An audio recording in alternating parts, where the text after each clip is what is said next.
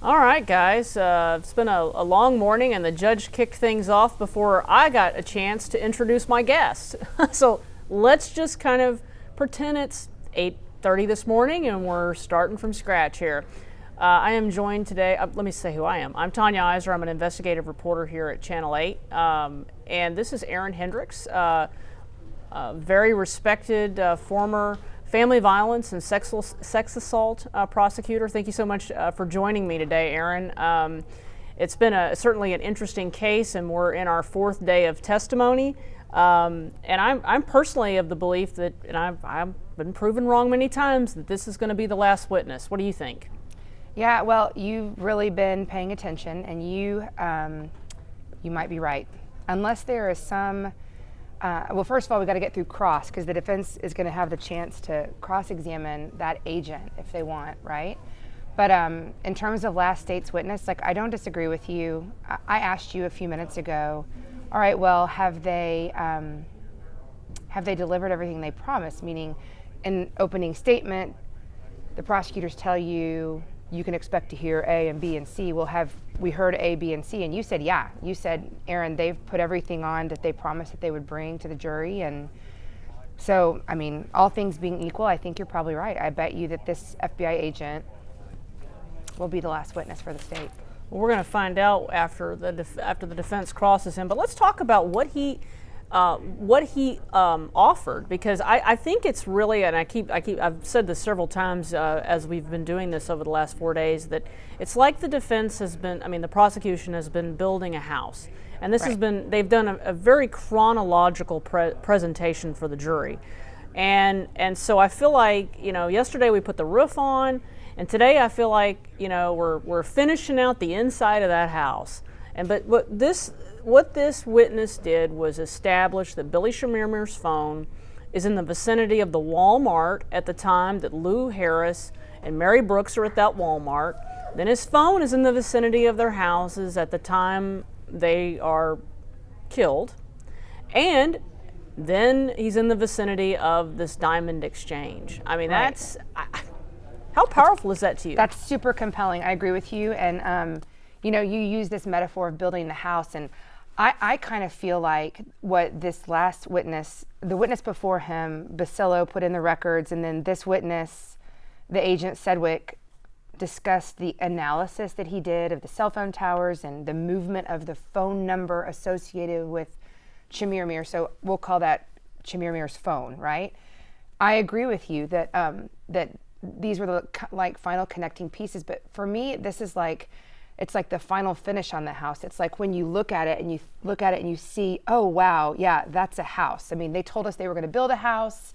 We saw the roof, we saw the plywood, we saw the bricks stacked up out in front of it. But then when they really put it all together, I feel like these are the final bricks that when you look at it head on, for sure, all right, well, this is a house. And yeah. When they do closings, that what we're going to see is they're going to put the bow tie on the house. Okay, yeah, fair. And they're going to, as I continue my metaphor, they're going to welcome the homeowners. In this case, it's going to be the jury, and it's going to be a nice, freshly built house for the jury. And let's talk a little bit about the tediousness. We had to go through a lot of tedium to get to the actual meat of this FBI agent's testimony. Why was that necessary? I agree with you. It felt tedious, at least. It felt like the agent was talking about process and the technical aspects of the analysis and sort of his training and his experience, and then he was talking about geometry and degrees and angles, and it all felt very technical. And maybe a juror might sort of find it a little bit boring or a little bit tedious, but I think that the reason that the state is so thorough when they are preparing the witness or having the witness testify about those building blocks to then reach the big conclusion is because I think the state wants the jury to really believe the witness and really be able to chew him up and swallow him and really get a feel for him, Whereas if he were just to get up there and introduce himself as an FBI agent with this analysis experience and then he reaches his conclusion, well, then there could be somebody on the jury who questions it or worries about it, or maybe like a conspiracy theorist who's like, well, just because this guy says he's with the FBI and just because he says that Chemirmir's phone was close to the Walmart or close to the victim's home, well, I mean, how do we really know for sure that what he's relying on is scientific and accepted in the community or whatever it may be? So I feel like the digital analyst testimony, all the really technical stuff leading up to the conclusion, was actually really intentionally presented by the prosecutor in order to lend as much credibility as the witness probably deserved, so that the jury would really take stock of what he was saying. And so then when he reached that conclusion, the jury would believe it. Right, David, because yesterday when we heard the testimony about Mary Brooks, and Mary Brooks really was the final piece of what the prosecutors had promised, what Glenn Fitzmartin had promised in his opening statement, that we were going to hear about this case. And you know, yesterday we saw surveillance video of Mary Brooks going into the Walmart, and we saw a car fitting the description of Chemirmir's Nissan Altima in that parking lot, but you couldn't say for sure that that was him. Right. And so what this testimony did was say that cell phone is in the vicinity of that Walmart at the same time that Mary Brooks is in that Walmart. Right. And that cell phone is not in the vicinity of Chemirmir's home, right? And that cell phone is in the vicinity of the car that we're not for sure is his car, but it kind of shores it up. It's kind of like an extra piece to the puzzle. Yeah, I agree with you. And I think also the way that the witness talked about how the cell phone tower data showed kind of the path. For example, I think it was when he was talking about the timing of events on was it the 30th of January? Mm-hmm. The witness talked about how at 11:48 a.m. still the cell phone location was included in the arc where the Walmart was, and then I think he testified 11 minutes later at 11:59 a.m. till 12:45 p.m. That was like the next little chunk of time that Chemirmir's cell phone is in the vicinity of her home, right? Yeah, and I think the other thing that was interesting was he said that Chemirmir's phone is in the approximate location of Mary Brooks's house for 45 minutes. 45 minutes. Presumably, what prosecutors are going to say, that's the 45 minutes that he's killing her and taking her stuff. Yeah, or, I mean, who knows? Like, we don't know what took place. That could be the 45 minutes, 10 minutes of which he gained her trust to gain access, 11 minutes maybe that it took him to do the deed, and then the remaining 24 minutes to get the goods. I mean, we don't really know what it was, what that period of time included. We don't know how much time passed between arrival, if there was an encounter, if there was a conversation. I mean, it's really hard to think about, but what that looked like. We were talking when we were chit-chatting during testimony, we were talking about our mutual friend Toby Shook and how he talks oftentimes about the unluckiest man. What is the likelihood that Billy Chemirmir is the unluckiest man in the world and have his phone and his car in the vicinity at the time of Lou Harris's death, Mary Bartell's attack, and Mary Brooks's death? Yeah, and I thought about that too. I thought about when Toby would say he would have to be the unluckiest man on earth. But really, actually, what it is that all of these pieces of evidence point to probably his guilt, and he's not the unluckiest man. Probably.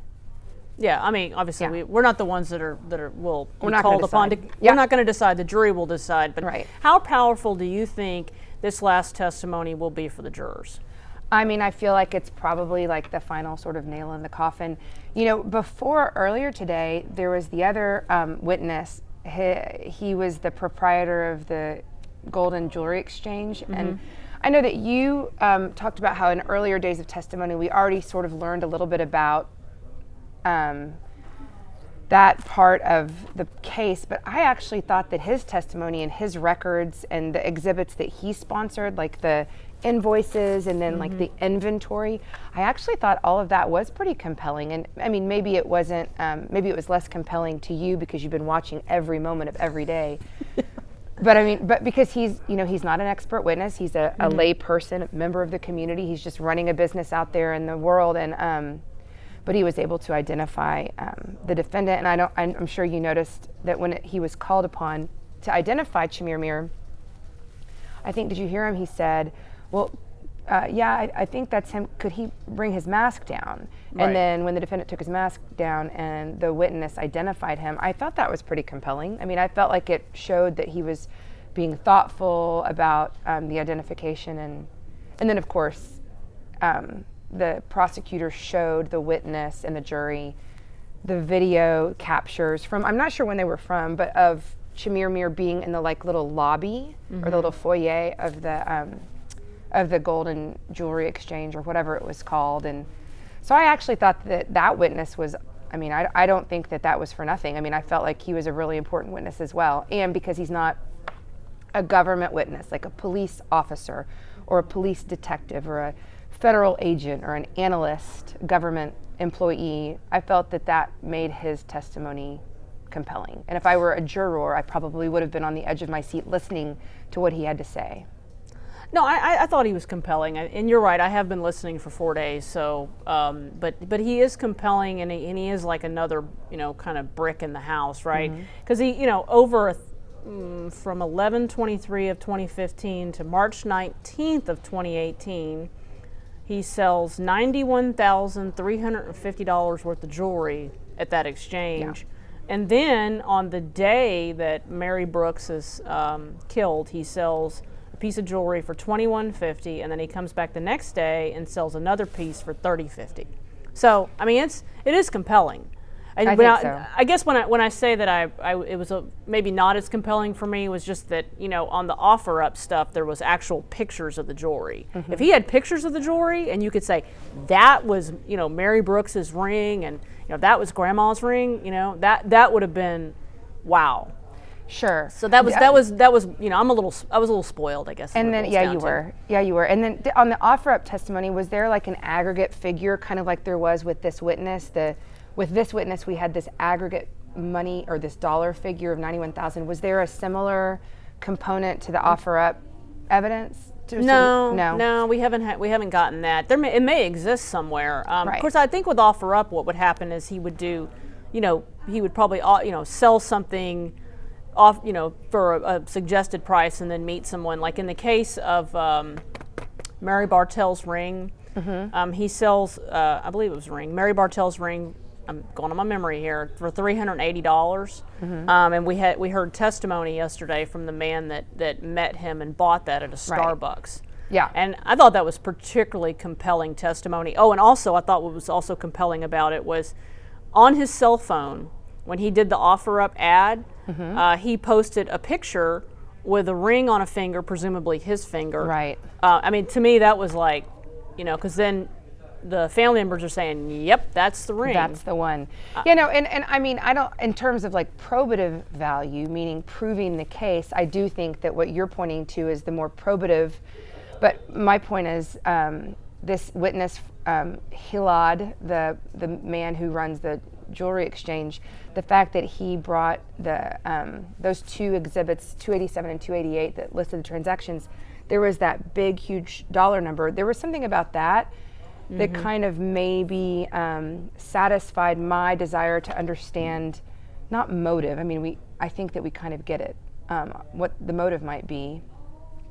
Obviously, the state doesn't have to prove motive, but seeing that dollar figure kind of, it sort of satisfied in me my curiosity about, wow, why? For $380 for that one ring, but then I see that total figure and I think, man, this is big dollar stuff. $91,000, Tanya, that's a ton of money.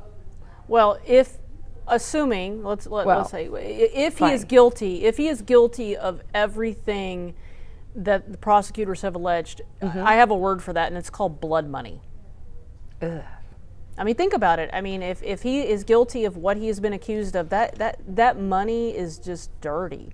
Well, and I noticed that the defense did cross-examine the witness Hilad. He only asked him a few questions, about whether you've had the same customer since you've opened, and it's not odd for a customer to be a regular.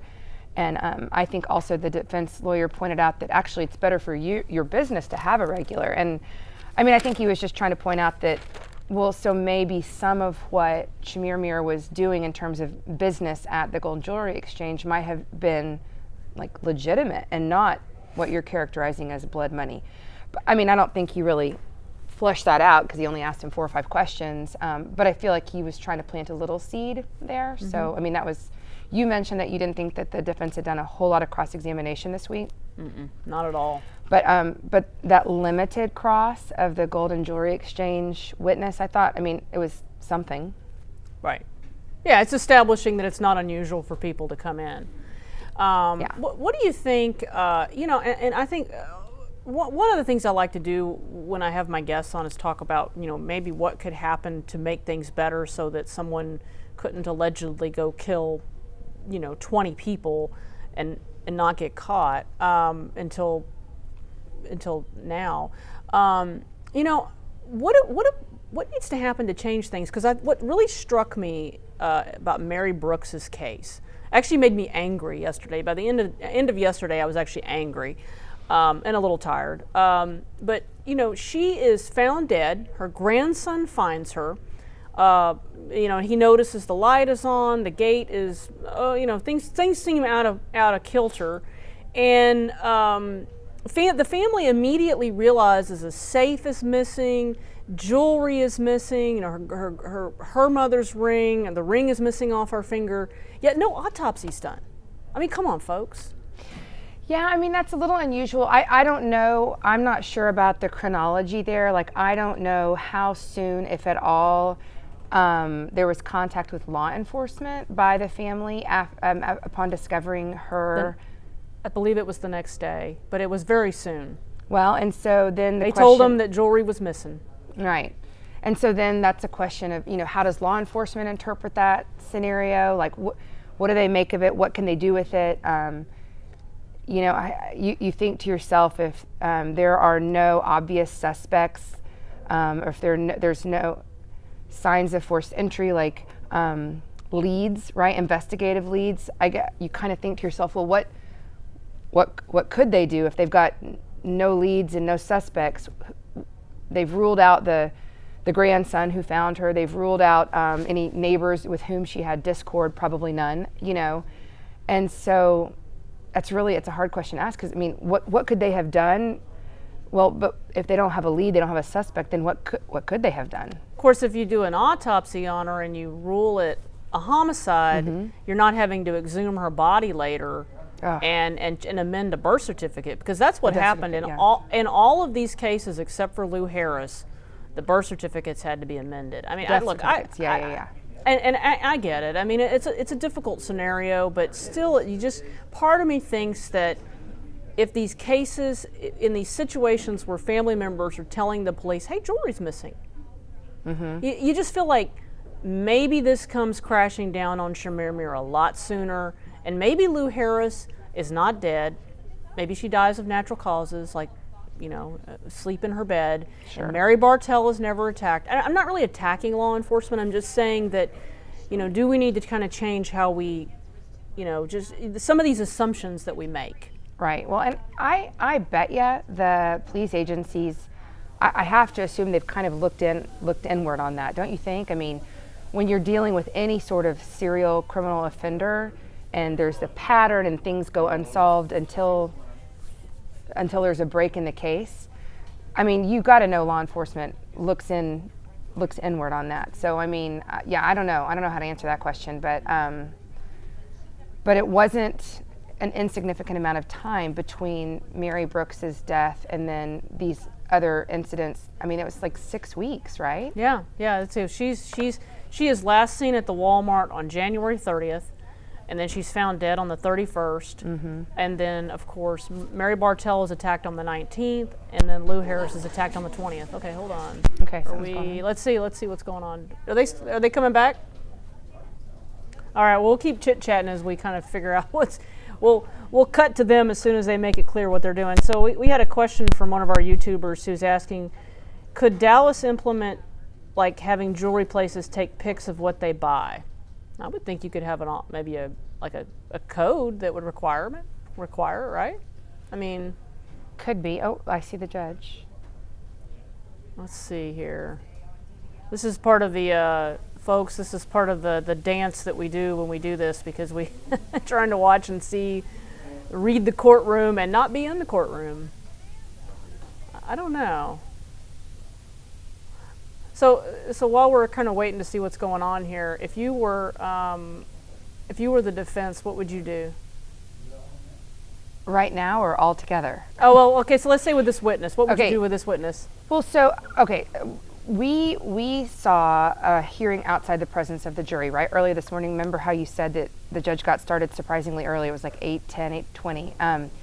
I could tell that the defense lawyer, Mark Watson, was trying something to keep those records out that were sponsored through the FBI agent witness.